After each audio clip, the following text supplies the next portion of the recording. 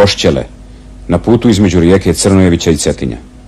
Italijanski motorizovani bataljon kreće u ponoć iz rijeke Crnojevića u cilju deblokade garnizona na Cetinju.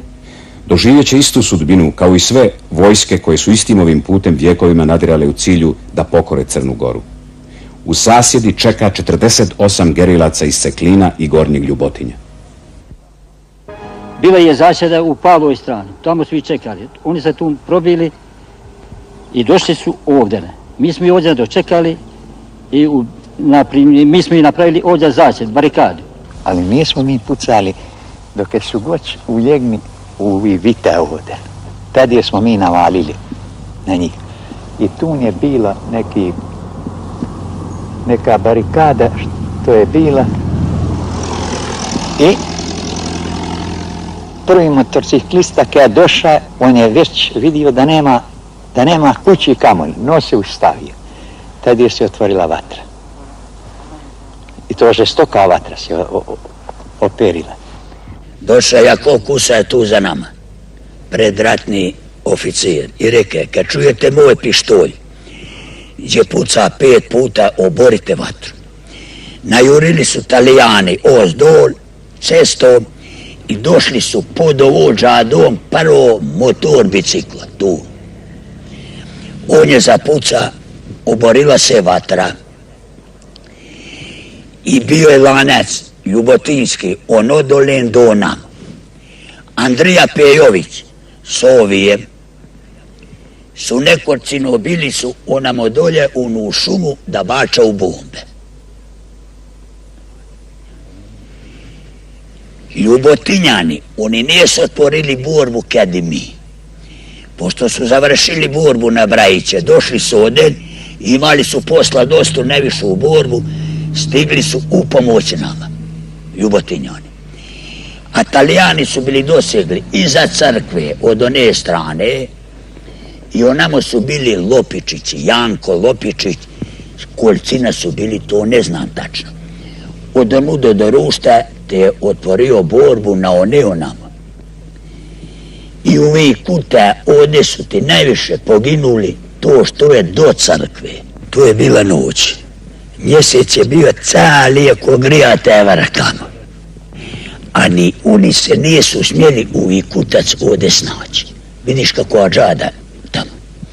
Oni nisu znali otkud i puca. I da su znali, oni su ne cijeli leko ovdje pobi bacačim i pučkom i trljezima. Svako je zrno to poskupa sada u Ceklin i probilo je do kuća tamo. I u Ljubotinju. A imeli su one signale metke, oni.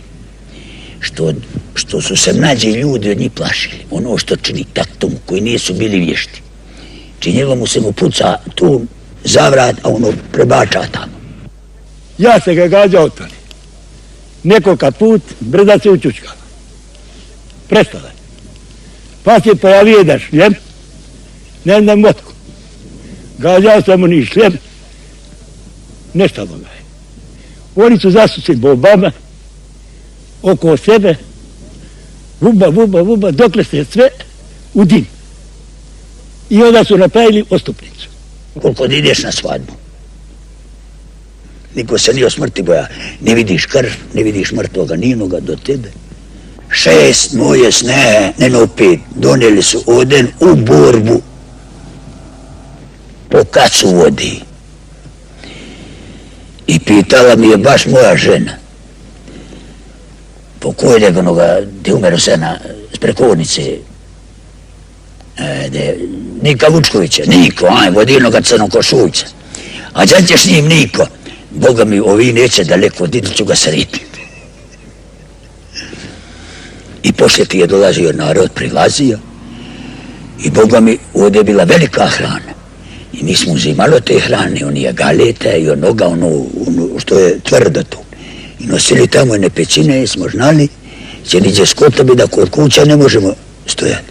Tako smo ti nosili u te hrane i konzerve i zabijali u te pećine, te smo se hranili.